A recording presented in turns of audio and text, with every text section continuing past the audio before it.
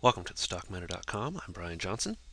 We are about to enter a new week of trading. Last week was very good to the bulls. We saw a lot of dancing, had this big consolidation period. Lasted a good week, almost 2 weeks there, worth of sideways motion from one side to the other. We got a little breakout here, and the Dow was not confirmed by the Nasdaq or the S&P, and then the bulls took over. I am always more neutral to bullish coming to the holiday season from about Thanksgiving to Christmas. Seems, there's usually a lot more bullishness in the markets. Numerous different reasons. Number one, you're coming into Christmas. If numbers look good from sales and retail, no reason to think that you can't start buying a little bit of those stocks that might benefit from that into the next earnings season. A lot of times those are your tech stocks. But of course, the rest of the market as a whole feels it overall. Another reason for that is, I guess if I had a $500 million at my disposal to put into the market, I'm not so sure I'd go throwing it into the market right at the end of a year. You got a lot of things coming up towards the end of the year. You just don't want to be there. I mean, not a lot of people like to necessarily work between Thanksgiving and Christmas if you're not retail, for good reason. So, same works in the markets. People are just people. They just have different jobs. But you can see here we're waiting to see if this will start to extend. Now, remember, we talked about this being a part of a wave 3. I still believe we are in that wave 3. I don't think we've finished that yet. So you guys can call this whatever you will. I'm just going to call it bullish for right now. We're up above this area, not 1 but 2 days. Got the confirmation I was looking for. Definitely more of a neutral to bullish on my bias. Short term, do remember that we are and should be expecting some kind of a pullback at this point. It's anybody's guess when that'll happen or how that'll happen. But it should be coming here very, very shortly. So watch for it here, I would say, sometime this week. Doesn't have to happen Monday. That's for sure. So, yes, we are due for a pullback. Yes, it can happen. I would just tell you that it doesn't have to happen on Monday, even Tuesday. This thing could drag itself higher for the next few days. It's never smart to stand in front of a wave 3. Just let it go. Let it do what it's going to do. Okay, so with that in mind, what can we be looking at for overhead resistance? Well, of course, on the Dow, 11,450. Gotta watch that area. Have to keep that in mind here.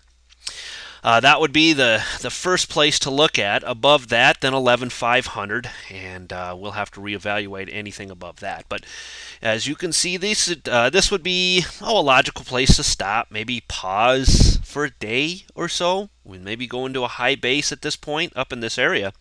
But right now, don't stand in the way of the wave 3. It just is what it is. Let it run. Let the markets go. Nasdaq 60 minutes showing us the same thing coming up into the 2200 area. That's the next level to be watching to the upside. As you can see, we've stayed in a pretty decent move upwards. Here we had a little bit of a move out. Bulls took back over, and in no time it was on its way to the upside again. Nasdaq, typically, as it should be, very strong. This is the NDX 100 that I like to follow, so this is only the 100 strongest Nasdaq stocks, right up to that overhead area, right at the 2200 area, which we were just discussing. So any pushes up and above this area, I would certainly tell you to watch for breaks of. Any push up and above here could start to get things bullish again, but you must be cautious. I would love to see a pullback here before we start that acceleration to the upside again, but doesn't have to happen. Doesn't seem that the markets necessarily watch my videos every day. So you can't always count on them acting the way I would like them to act. I'm just going to go ahead and let the charts tell me which direction to go. NASDAQ weekly, same thing. Last week was very good. Look at the participation we had. Things looking very good from a bullish standpoint. Like I said, pullback coming. Could happen anytime. But if you look at it on a bigger time scale, weekly still looks very, very bullish in here. This should also play out very nicely for Apple, some of the other really strong NASDAQ stocks as well as we come into the holiday season. SPX right to its overhead area of 1227. pushes up and above that, I'd be watching that. 1235 to 1240 is certainly something I would highly recommend along that area there. So watch that very, very closely if and when we get above this overhead area. Watch for gaps too. How do we beat these areas? We just gap up and over it. So Mondays have been pretty good to the markets. Would not surprise me if we maybe saw a little bit of a gap up, but anybody's guess. However, anything up and over 1227, watch for that area to hold, and maybe it does work its way into that 1235 to 1240 area. That's where I would start to be a lot more cautious about your long plays. At that point, you might be looking to take a little bit of a short play, but very counter trend, very speculative. Must be careful with those.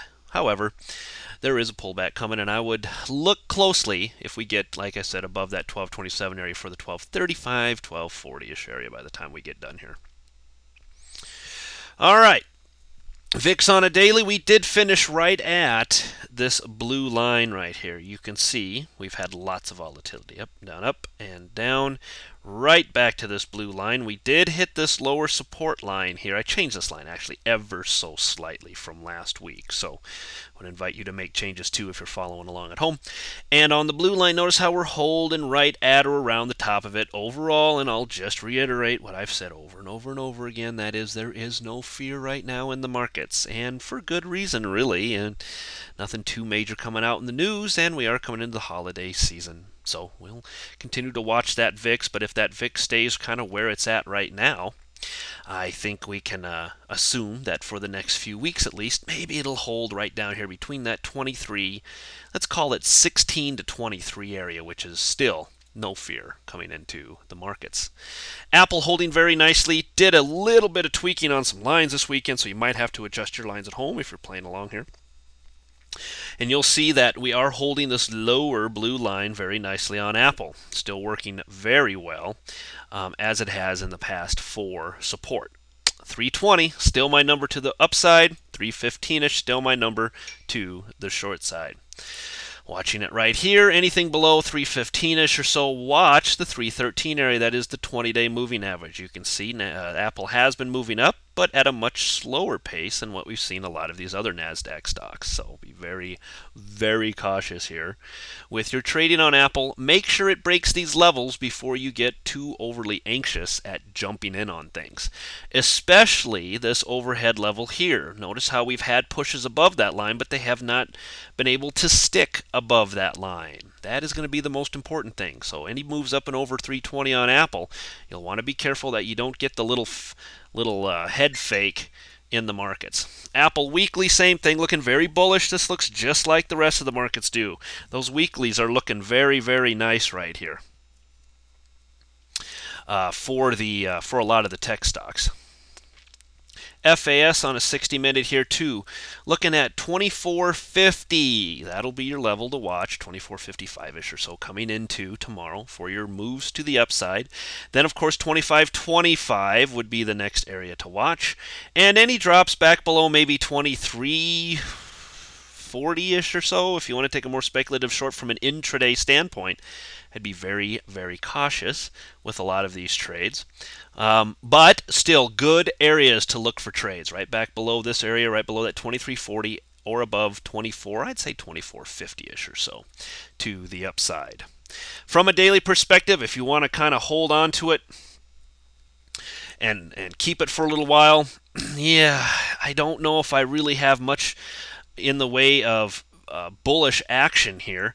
You've got up and over 25 if you want to wait to see a break of this 200-day moving average. Otherwise, over 24.50, just look to take some quick profits up and around the $25 area. At least move your stops up, if nothing else.